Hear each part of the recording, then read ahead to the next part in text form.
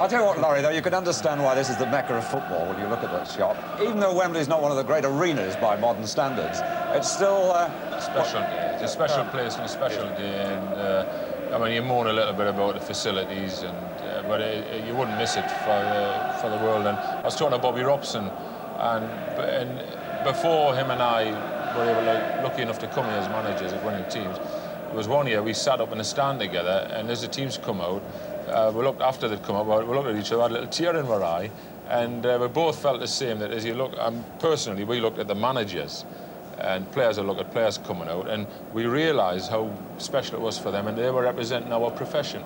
And when we both had a chance later on to do it, it was everything that I ever dreamed it would be. And I thought I'd cry all the way up the tunnel as it happens, but I didn't. I really thought it was a tremendous honour.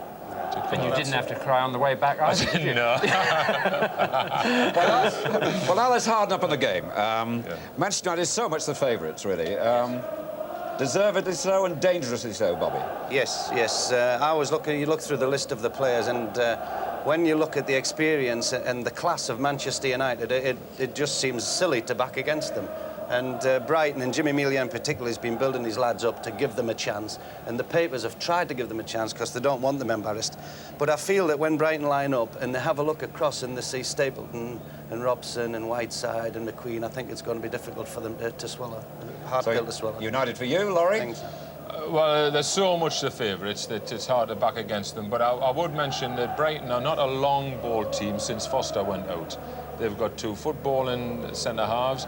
They've got a young kid, Howlett, who I saw in his debut, who plays football. And they've got Gordon Smith up front, who hasn't been mentioned in the build-up, who is also a footballing type. The pitch will slow down to their speed, and I think they've got more chance than anybody would have predicted. So, who are you saying? Manchester United. The final word from Jimmy Hill. Well, Tony Grealish, you haven't mentioned, who's a great lad in the middle of the field. One of those rare things, a midfield player who's a captain as well, and drives the others on, and he knows what the game's about, and he'll be a battle. He'll die rather than lose that game there. But again, I've never had any doubt in this one that it's going to be Manchester United. It's strange. Sometimes you're frightened to go for the favourites because they are favourites, but in this case, I think they have got enough class. They've been here recently. They've seen what it's about. Players like Whiteside, you know, I mean, good heavens, look what he's scoring now. He scores every time he goes out. 18. We can't say he's not quite 18 now because he's grown up and he's 18. A devastating player, as Stapleton is, and I think those two will clinch it. So you are unanimous. Well, now's the time to meet the teams. The players of Brighton and Hove Albion and Manchester United will contest this 1983 FA Cup final. And they're introduced by our Cup final commentator, John Watson. Well, we've had an aerial view in more ways than one so far today, and since the highlight has surely so far been the Brighton helicopter, let's start by introducing the team from the South Coast. Their goalkeeper, Graham Mosley, could almost be excused for having divided loyalties. He was born within shouting distance of Manchester United's ground at Old Trafford, and he supported them when he was a boy. The right-back Chris Ramsey, from a West Indian family, celebrated his 21st birthday in April, but on the field it was a bad month for him. He was twice sent off, his suspension ending in time for today. And like Ramsey, left-back Graham Pearce has spent much of the season in the reserves. Steve Foster's suspension gives him his chance only a year after playing against Brighton in the FA Cup for Barnet. Now, in Foster's absence, Tony Grealish is the Brighton captain. He has captained the Republic of Ireland and played for them here against England, besides appearing at Wembley in Gaelic football. The number 5 shirt goes to Steve Gatting, brother of England cricketer Mike. Disappointed 4 years ago when he played for Arsenal in the semi-final, but missed the final against United. 21-year-old Gary Stevens, playing alongside Gatting, is Brighton's Player of the Year. Made his debut for England under-21s recently, and regarded as a fine prospect. Jimmy Case, no stranger to Wembley, having scored for Liverpool against United in 1977, and he's also scored in Brighton's last 4 FA Cup ties. Brighton's youngest player, 20-year-old Gary Howlett, made his FA Cup debut in the semi-final, released by Coventry, and watched last year's final on television at his home in Dublin. Michael Robinson scored Brighton's winner in the semi-final, one of the 10 goals, which makes him their top scorer. He played for Lancashire clubs Preston and Manchester City and has cost over £1 million in total. Gordon Smith left Brighton earlier this season for a loan spell with his old team Glasgow Rangers, playing in the Scottish League Cup final, and he scored 4 of Brighton's last 5 league goals. Like Mosley, Neil Smiley grew up supporting Manchester United. Born in Barnsley, signed by Crystal Palace, joining Brighton in an exchange deal just at the start of this season. And substitute Jerry Ryan, who scored Brighton's first goal at Liverpool in the 5th round, later lost his place through injury, one of 7 Republic of Ireland internationals among the players on duty here.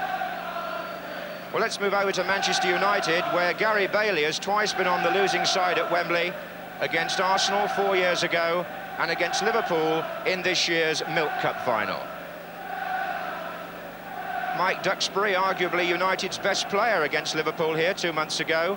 He's been on the subs bench in England's last 2 internationals, and it's his first full season at right back for United. The FA Cup final 6 years ago marked the arrival of Arthur Albiston.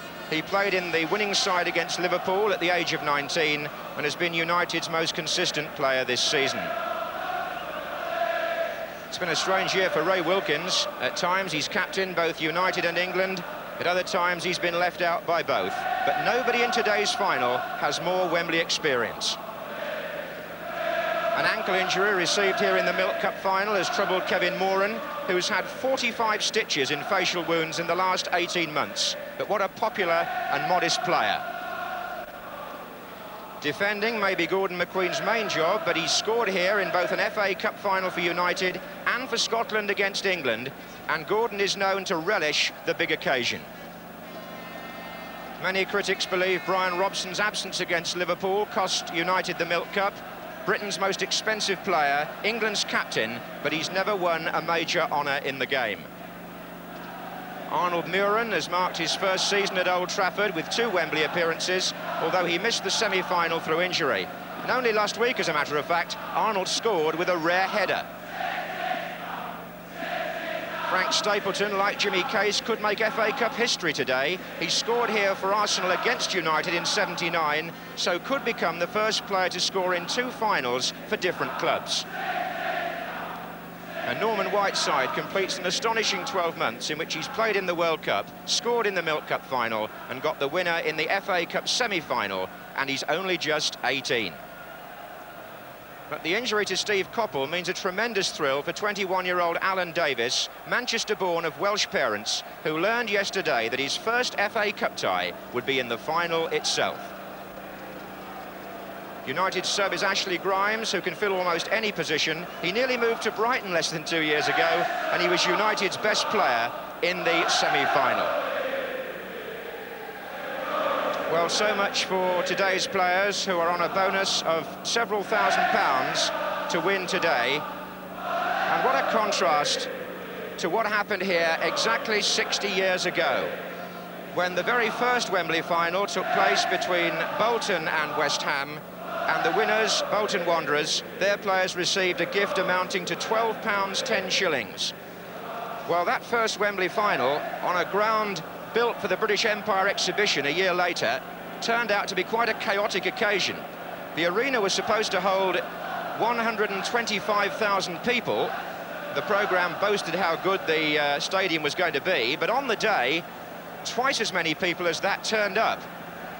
It wasn't an all-ticket match, and some 250,000 there got inside Wembley, as a result of which the policeman on the white horse, George Scory, had to restore order, and they delayed the kick-off for 45 minutes. Now, one man who played a part on that occasion is actually here today, because in the front row of the Royal Box, Sir Stanley Rouse, who's now 88, the grand old man of football, he was a steward here in 1923.